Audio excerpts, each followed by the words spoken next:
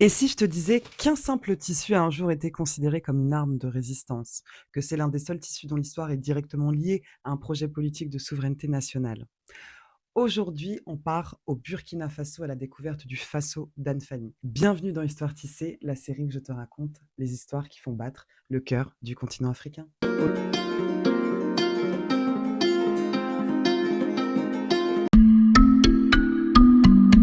Aujourd'hui, on est de plus en plus à découvrir le Burkina Faso, mais surtout à le connaître pour ses importantes richesses minières. Mais il ne faut pas oublier, bien que le Burkina Faso, il possède également un patrimoine culturel très riche. Et oui, parce que le Burkina Faso, c'est également une terre de tisserands depuis des siècles. Donc, le tissage faso-danfani, il est profondément associé au Burkina Faso. Comme beaucoup de transmissions textiles à travers le continent africain, eh bien, le savoir-faire se transmet de peuple en peuple. Et chez le faso-danfani, bien, ses racines semblent aussi se trouver dans les populations Marka ou Soninké Marka de l'ouest du pays, dans une zone qui s'étend plutôt entre le Burkina Faso, le Mali et la Guinée.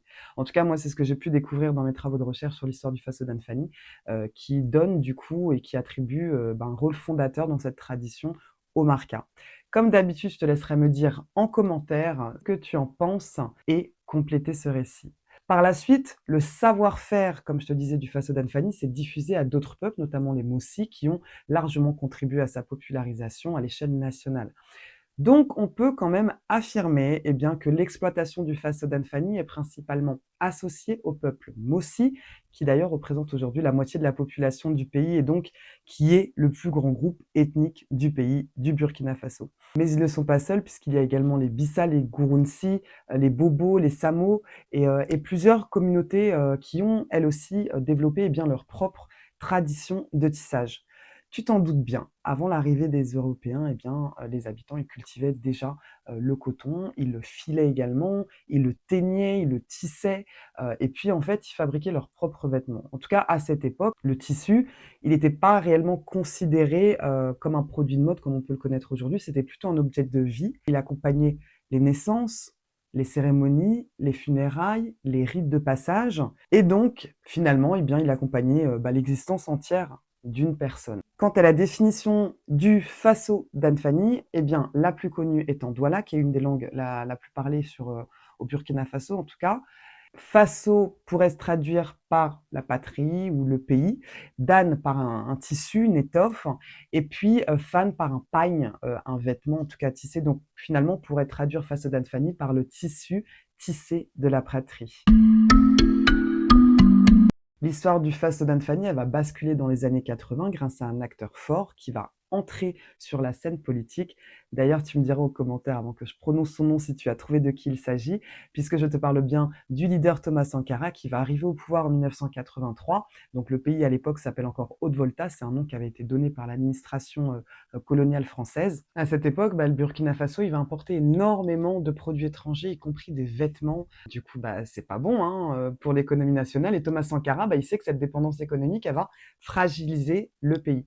Donc, pour réduire justement cette dépendance et valoriser la production nationale, Thomas Sankara encourage les Burkinabés à consommer ce qui est fabriqué localement.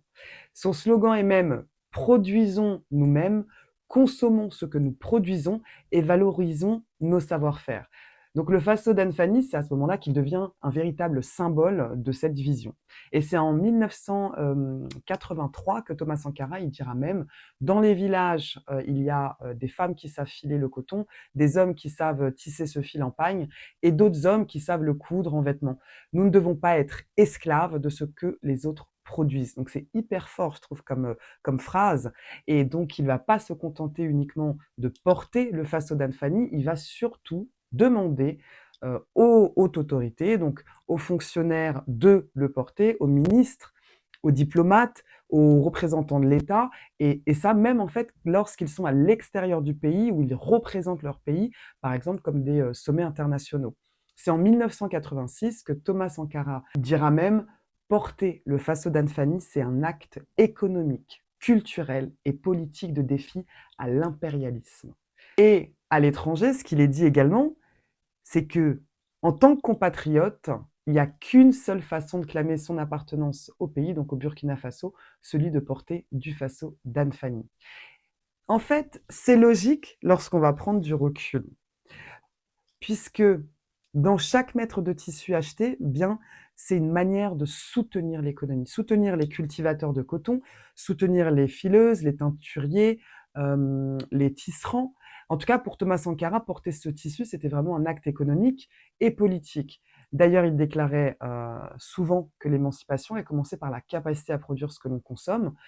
Et quand tu réfléchis à tout ça, tu te rends compte qu'il y a énormément de pays qui ont essayé de prendre, eh bien, cette dynamique, qui ont essayé de prendre cette direction, justement pour s'émanciper, de l'impérialisme. Voilà comment le vêtement va devenir un outil de souveraineté. Parlons à présent de sa fabrication, mais avant, si tu apprends quelque chose dans cette vidéo ou si tu veux m'envoyer de la force, donc je te remercie puisque c'est aussi grâce à toi que Moja Origins évolue et que justement les mœurs peuvent changer, la conscientisation de cette mode actuelle peut évoluer et surtout qu'on affirme le fait de porter des tissages d'héritage avec fierté. La fabrication du faso d'Anfani, elle va commencer par le coton. Traditionnellement, ce sont souvent les femmes qui filent les fibres et les hommes qui vont tisser ensuite sur des métiers horizontaux, hein, des bandes étroites qui font à peu près entre 10 et 15 centimètres. Donc, selon la complexité des motifs, il y a plusieurs jours qui peuvent être nécessaires justement pour réaliser une seule pièce.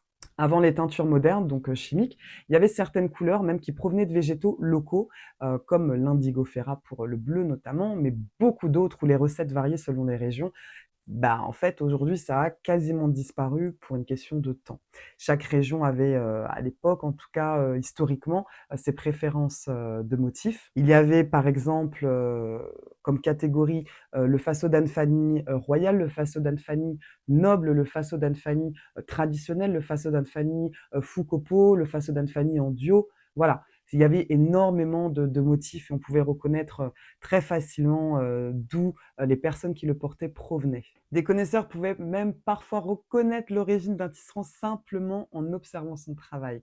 C'est même pour ça que certaines familles gardaient jalousement et précieusement leur technique. Quant à la transmission, eh bien, le métier se transmettait souvent de père en fils. Contrairement au kente ghanéen où bah, chaque couleur va posséder souvent une symbolique qui est codifiée, ben, le faso d'Anfani il est quand même moins rigide. Il y a certaines interprétations qui vont revenir régulièrement. Par exemple, il y a le noir qui est aussi bien associé à la méchanceté, la sorcellerie, l'incarnation qu'à la beauté ou encore le mystère. Il y a également le rouge pour la vie, la purification, la puissance, le blanc pour la paix, la bienveillance, la purification également, le jaune pour la richesse, la royauté, la santé, le vert pour la verdure, la croissance, le renouveau spirituel, ou encore le bleu pour la loyauté, l'amour et l'harmonie. En tout cas, les combinaisons, elles changeaient selon les régions et puis aussi selon les tisserands, parce que c'est aussi leur signature. Je ne sais pas si aujourd'hui c'est encore le cas, mais en tout cas à l'époque, c'était comme ça que le faso d'Anfani se faisait. Le faso d'Anfani qu'on connaissait d'hier a littéralement changé aujourd'hui avec le temps, forcément.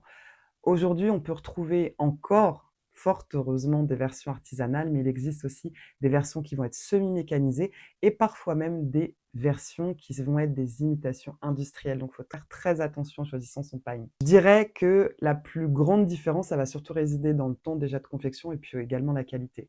En tout cas, fort heureusement, comme je te l'ai dit, il y a encore des artisans qui valorisent le travail manuel parce que finalement, c'est aussi eux, ce sont eux, l'identité du tissu. Donc, heureusement qu'ils sont encore là. J'ai rajouté une petite question qu'on me pose assez régulièrement sur les épisodes Histoire Tissée. Où peut-on retrouver du faso d'Anfani? Eh bien, on peut en retrouver dans plusieurs régions, du Burkina Faso, dans le centre, par exemple, à Ouagadougou, en tout cas dans sa région, à Koudoukou, qui est considéré en tout cas comme un centre textile et artisanal important. On peut en retrouver également dans les zones de tradition marca, à l'ouest, voilà, et dans plein d'autres zones, mais pour ça, il faut également se rendre sur place.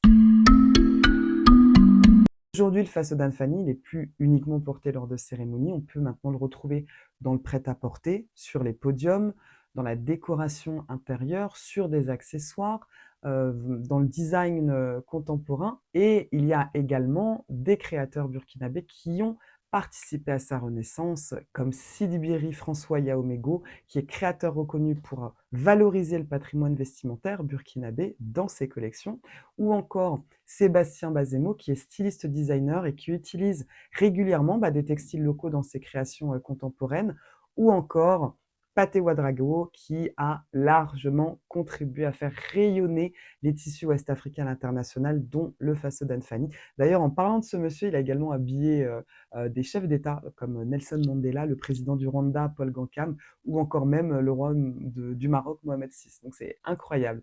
Je trouve ce qui est fascinant, c'est vraiment que ce tissu, il a réussi à faire ce que peu de textiles parviennent à accomplir, c'est-à-dire rester fidèle à ses racines tout en évoluant avec son époque. Donc quand je parle de ses racines, c'est vraiment le message à la base qui était porté et que Thomas Sankara a élevé également dans tous ses combats. Maintenant, lorsque tu verras ce tissage face au Danfani, tu verras aussi des champs de coton, aussi des mains qui filent. Tu verras des métiers à tisser, des familles, des artisans et même un projet de société qui est porté par tout un pays comme arme de révolte à l'impérialisme.